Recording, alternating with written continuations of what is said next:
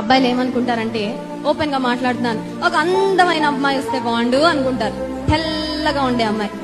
ఈ మధ్య youth meeting లో కూడా చెప్పాను, నువ్వు కోరుకున్నట్లు తెల్లగా ఉండే అమ్మాయి వచ్చి మీ ఇంట్లో తిరుగుతూ ఉంటది, కానీ ఆ అమ్మాయి నిజంగా దేవుణ్ణి నమ్ముకున్న బిడ్డ కాకపోతే, దైవికమైన ప్రమాణాలు లేకపోతే నీ జీవితం నల్లగా ఉంటది. ఆ అమ్మాయి మీ ఇంట్లో తెల్లగా తిరుగుతూ ఉంటది. ఎంత అద్భుతంగా ఉంది చూసారా? మీ జీవితం తెల్లగా ఆనందకరంగా ఉండాలా, లేకపోతే నీ వైఫ్ ఒకటే ఉంటే చాలా? బయటకి బాహ్యపరంగా నీకు కనిపించే వాటిని బట్టి నువ్వు ఒక చాయిస్ చేసుకున్నావంటే, ఎస్పెషల్లీ వివాహ విషయంలో నువ్వు చాలా చాలా రిగ్రెట్ అవుతావు. ఎందుకు పెళ్లి చేసుకున్నానా బాబోయ్ అనిపిస్తుంది. సో యవనస్తులారా, మంచి లైఫ్ పార్ట్నర్ మీకు కావాలంటే మీరు ఏం చేయాలి? అటు ఇటు చూడటం కాదు, ఫేస్బుక్ లో ఎతకడం కాదు, వాట్సాప్ లో ఎతకడం కాదు, ఏ ఫోటోలు బాగుంటాయా, ఏ మొహాలు బాగుంటాయా, ఏ ముక్కు బాగుంటుందా, ఏ అమ్మాయి తెల్లగా ఉంటుందా, ఇలాంటివన్నీ నువ్వు వెతుక్కున్నావంటే, నీకు ఒకవేళ నువ్వు కోరుకున్న అందమైన వ్యక్తి నీకు రావచ్చేమో, కానీ she might not be or he might not be the right person that God has in store for you.